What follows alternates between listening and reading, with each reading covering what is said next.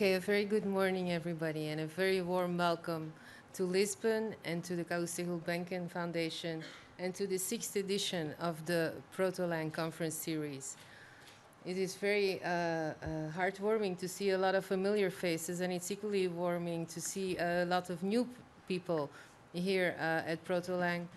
And so for the people who are here for the first time and who do not know what Protolang is, we are a conference group, a group that has this biannual conference series on ways to proto-language. And so we define proto-language as a language intermediate between ape communication systems and human language.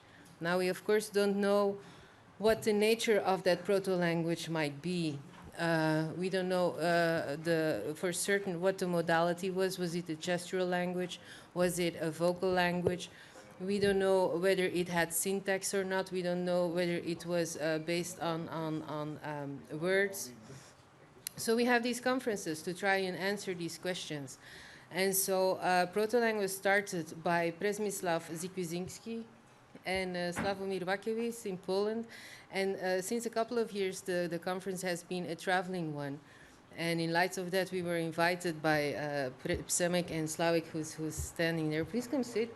And we were invited, me with other people, Nathalie, Omini, etc., to be a part of the permanent board. And so in light of that, we were, of course, all very happy to be invited and also very happy to organize Proto-Language. This edition of Proto-Language is organized by many different organizations, and we have chosen the format that these different organizations are going to be introduced to you during the plenary talks as well. So first of all, let me introduce these people. This conference has been made possible by the Applied Evolutionary Epistemology Lab, which is my lab.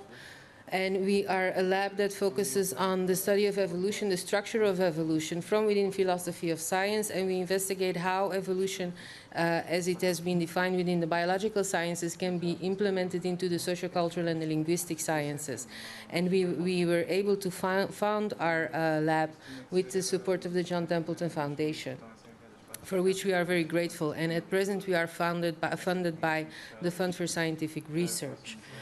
In addition, of course, when there was word that we were going to be organizing the Protolang conference series, we were, of course, very happy. But, of course, something like that you also cannot do by yourself. So we started looking around in Portugal for colleagues that were interested. And in that regard, we must say that we were very happy by the response that we got from the several people involved in the several institutions. And these are Antonio Santos and Daniele Rodriguez from ISPA, from the William James Institute. And ISPA is a very important institute on psychological and cognitive sciences here in Portugal. We are also very happy with the support that we got from Luis Tirapicos from the History Department.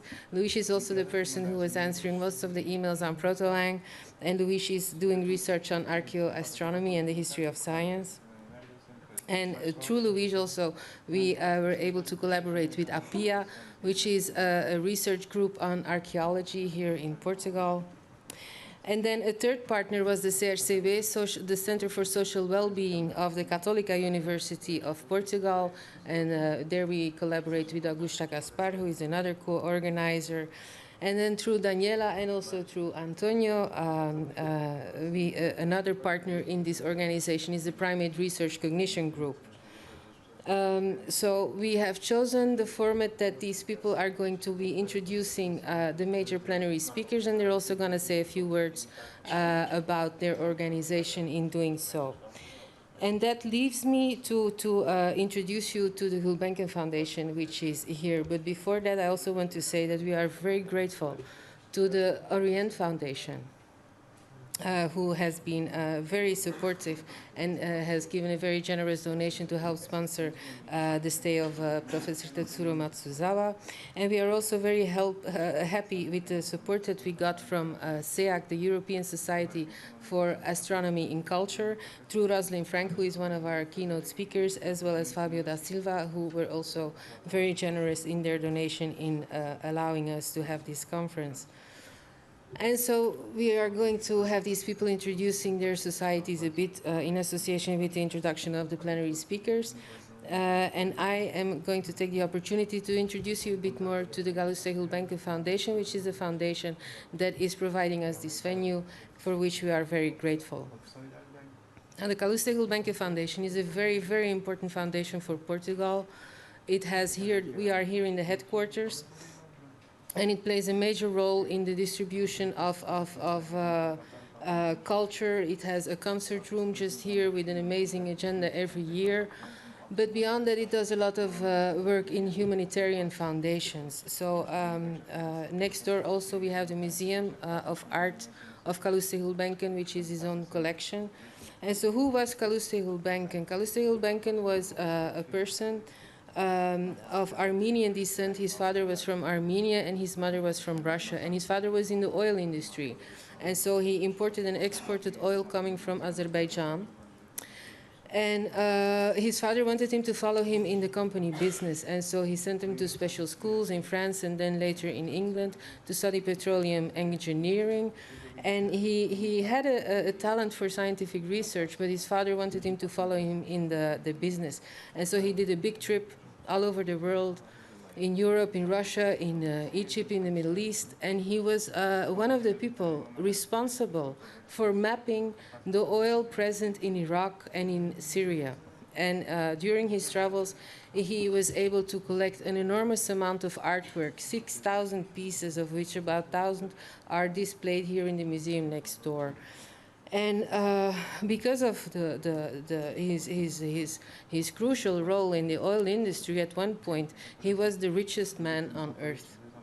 And you would think, the richest man on earth, it is a very nice way of living, but in fact, he also had a very checkered life in a way, because he had to run several times as an Armenian. He was born in the Ottoman Empire, presently Turkey.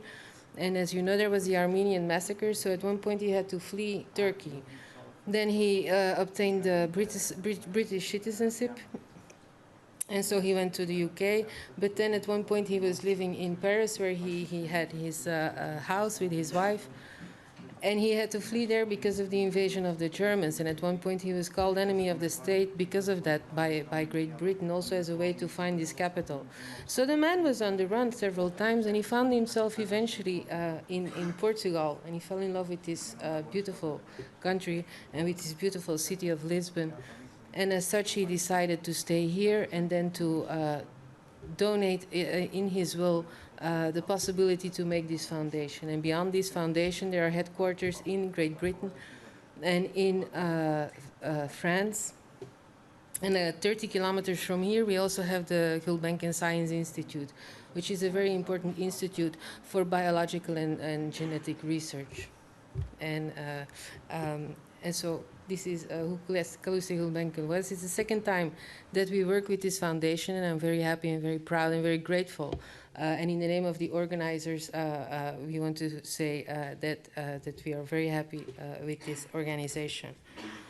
So that's it. This is the introduction. I also want to say a very warm felt thank you to the plenary speakers and to the people that were answering our calls, and also to the people that are organizing this symposia, because eventually this is not only a conference of us, the organization, this is also your conference, this is our conference, and I hope it becomes a party, and thank you very much.